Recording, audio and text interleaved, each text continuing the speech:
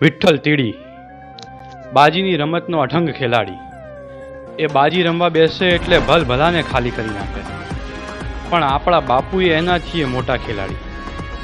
બાપુને ભલે રમતા ન આવડે, પણ જેમ વિઠ્ઠલ એની બાજી ઉપર દાવ લગાવે ને, એમ બાપુએ વિઠ્ઠલ ઉપર દાવ લગાવ્યો. બાપુ કહેસ કે ડેલીનો ખેલી થઈ જા. એટલે કાંઈ નહીં વાલા, બાપુ તરફથી રમવાનું, મૂકવાનું કાંઈ નહીં. જીતે એમાં ભાગ અને હારે તો નુકસાન બાપુનું.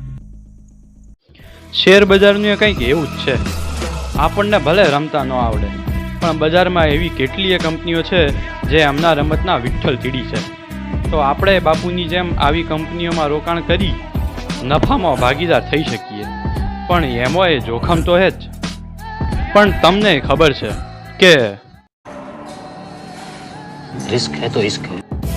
અને मार्केट में सबसे बड़ा जोखिम तो जोखिम ना लेने में.